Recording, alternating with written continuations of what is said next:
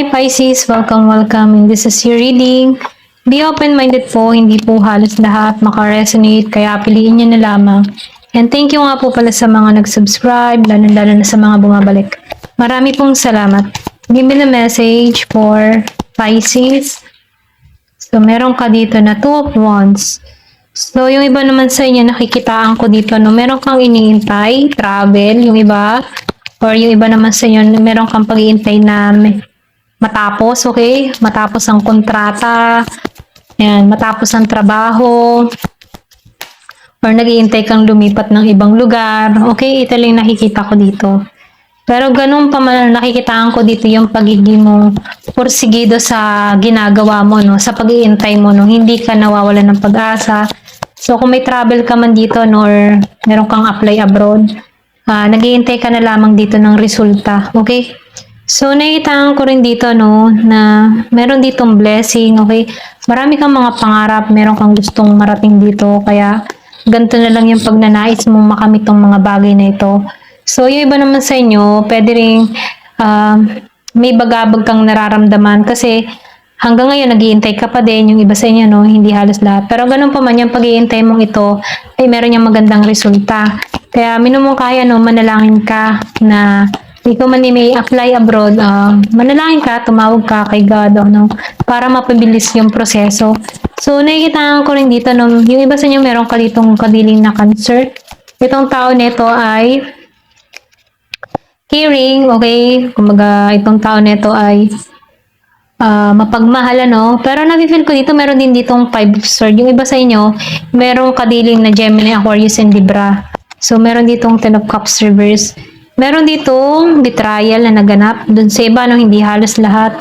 So, itong tao nito, kung asawa mo to, nagpaka-feeling binata to, okay, kumbaga, hindi nito sinusustentuhan ka, kung may anak kayo nito, okay, kumbaga, makasarili, ito na yung nakita ko, sarili niya lang yung iniisip dito. So, ito yung nagbibigay ng pasakat sa'yo kung bakit ka nasasaktan dito. Wala siyang isang salita, okay, pwedeng marami itong mga pinangako, pero hindi natupad. So, ito na nakita ko. So, nakita ko dito na nagiging kang malungkot sa sinapit ng connection na to, no? Kung meron ka mang kadiling dito na Gemini, Aquarius, and Libra, Scorpio, Cancer, and Pisces. So, hindi to naging matagumpay. So, nakita ko dito, no? Nagigitong mabagal. Wala tong kontak, wala kayong usap. Wala pang imikan dito. Ayan, wala pang nagaganap na ganun.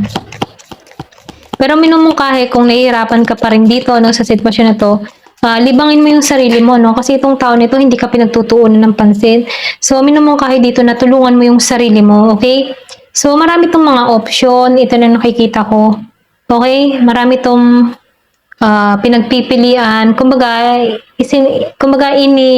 inisama ka sa mga option niya dito. Hindi ka niya pinagtuunan ng pansin. Ito lang nafe-feel ko, no? So, meron ditong Year of the Dragon and Year of the Snake. Pero ganun pa man, no?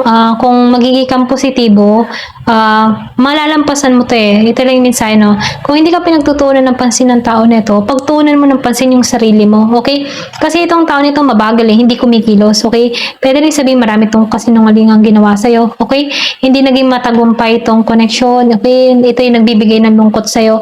So, may naman, no, tanggalan mo to. Ito lang yung mensahe. Give me the message. Kumbaga, hanapin mo yung ikasisiya mo. Ito lang yung mensahe, no? So, meron ditong the Sun reverse. So, malungkot ka talaga. Kumbaga, hindi to naging matagumpay. Confirmation na nalulungkot ka sa sinapit na to. Kaya, minumungkahi dito, no? Kung ito yung nagbibigay ng kalungkutan sa'yo, ito na yung time para i-release mo to, no? Kung matagal ng panahon na nahihirapan ka sa tao na ito. Kumbaga, ikaw lang din yung makakatulong sa sarili mo para maibsan tong nararamdaman mo. Okay? Ito lang yung mensahe sa'yo. So, hindi ka balanse. Ito lang nakikita ko, no? Marami kang isipin, marami kang mga katanungan sa sarili mo. Bakit ganito? Bakit ganito ang kinahinatnan? So, minumungkahi dito, patunayan mo dito sa tao na to, no? Kumbaga, ikaw yung tutulong sa sarili mo. Walang iba kundi ikaw. Ito lang yung mensahe, no? So, nakikitaan ko dito, kailangan mo lang dito 8 prayers na yung ba tipo na mabago ka, okay? Mabago yung mindset mo, magkaroon ka ng lakas ng loob na maalisan to, mga ganun ba? Kumbaga, magkaroon ka ng panibagong pananaw, ayan. huwag ka magtuon sa tao na to, okay? Kasi nakikita ko dito, ito yung nagbibigay ng pasakit sa'yo hanggang ngayon, okay? Ito rin nakikita ko. Hindi halos lahat sa part na to, ano. So, nakikita ko dito na ikaw yung tipo ng tao na tapat eh. Yung iba sa inyo, meron kang kadiling dito na sa guitar use. Okay, so Six of Pentacles reverse. Hindi balanse, okay? Kaya minumong kahit dito, no, tulungan mo yung sarili mo. Ito na yung mensahe. Okay? Give me the message. So, maalisan mo to. Ito lang yung mensahe dito. Matatanggalan mo to. Kung nahihirapan ka pa sa panahon ngayon, no, dahil bago pa, pwedeng sariwa pa to, ano, nasasaktan ka. Maalisan mo to, okay? Ikaw lang ang makakatulong sa sarili mo. Maghanap ka ng panibagong pananaw. Ayan, okay? Ayusin mo yung sarili mo para kung sakaling makita ka man o mabalitaan ka muli ng tao na to, makikita niya yung improvement na nangyayari sa'yo. Okay? So, minumong ka, i-develop mo yung sarili mo. Patunayan mo sa tao na to na hindi ka kaiwan-iwan, ganyan. Patunayan mo na karespe-respeto ka. Ayan. Give me the message. So, nakikita ko dito, matutupad mo yung mga pangarap mo eh. Okay? Ito yung mensahe, no? Marami kang pinagdaanan sa buhay pero matutupad mo to. Or pwede rin sabihin, hindi mo pa makita tong mga dream mo eh. Kasi nakatuon ka pa sa pain. Pero once na hinanap mo yung sarili mo, tinulungan mo yung sarili mong makabangon, tinulungan mo yung sarili mong mangarap muli, maalisan mo to, magtatagumpay ka pa dito. O, di ba? Tagumpay, victory. So, lumabas ang victory, ano? Dito ka patungo, okay? Kung nasasaktan ka man, isipin mo na lang, tinanggal ka diyan, okay? Kaysa habang buhay ka masaktan. So, meron ditong fair woman. Kasi nakikita ko dito, naging patas ka lang naman ng tao. Okay, mapababae o lalaki, ano? Naging patas ka lang naman dito, nagmahal ka lang ng totoo. Pero ito yung ginanti sa'yo, no? So, panluloko. So, minumungkahi dito, tulungan mo yung sarili mo kasi ikaw lang yung number 1 na makakatulong sa sarili mo. Siyempre, sa tulong din ng panalangin. Ayan. Give me the message. Magtatagumpay ka, maalisan mo to. Ayan. So, meron ditong unicorn. So, sundin mo yung intuition mo, sundin mo yung instinct mo, no? Kasi, once na sinusunod mo to, ito yung malaking benepisyo para sa'yo, okay? Makakatulong yan sa sitwasyon mo. Okay, kapag may mga kutob-kutob ka na, sundin mo. Ayan. Give me the message. Ano pa yung mensahe? So, meron ditong older woman. So, pwede rin meron ditong involved na matandang babae sa connection nyo. Or pwede rin meron dito kang magulang na nagbibigay ng advice sa'yo. Sundin mo. So, March. Meron nangyari nitong March. Or pwede rin sabing bagong hiwalay kayo. Naganap nitong Marso. So ilang buwan na itong nakalipas, ano? March, April, May, June, July. So, 4 na buwan o 5 buwan na kayong hiwalay dito. Yung iba sa inyo, hindi halos lahat. Give me the message.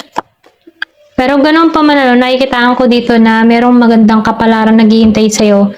So, beware of greed kasi ito'y patungo sa'yo, no? Huwag lang maging gahaman kasi minsan pag sobra-sobra na yung ano, ayaw na natin pakawalan, okay? So, be humble palagi. Give me the message. Meron dito na bouquet. So, nakikita ko dito, meron kang admirer bago na makukompliment niya yung katangian mo, yung itsura mo, okay? Magugustuhan ito, ikaw, kung ano ikaw, ganun. So, nakikita ko dito, makaka-moving on ka sa sitwasyon, okay? Ayan. So, ito yung patungo sa'yo, no? Road to success. Kaya, mainam, ano?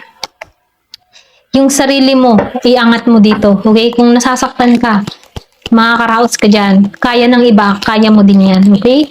Give me the message. Ano pa yung mensahe? Ayan, tumalsik. So, nakikita ko yung ladder. Hindi ko nasisimutin kasi ang layo. Meron ditong ladder. So, nakikita ko dito yung tagumpay. Aakyat ka sa tagumpay, okay? Meron ditong ipagkakalob sa'yo. Tagumpay talaga. Give me the message. Ano pa yung mensahe?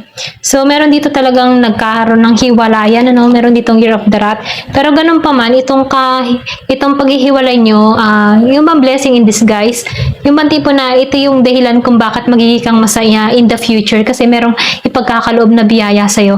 Kumbaga, lahat naman ng nangyayari na iyan ay tinanggal yan para alisan ka dyan, okay? Kumbaga, isipin mo na lamang na tinanggal ka sa tao nito dahil merong blessing na ipagkakaloob sa'yo na masigit sa tao na to, okay? So, nakikita ko rin dito, huwag ka mag-alala, ma-overcome mo itong mga problema ang kinakaharap mo. Okay, ito lang yung mensahe sa'yo. Thank you for watching. Love and peace.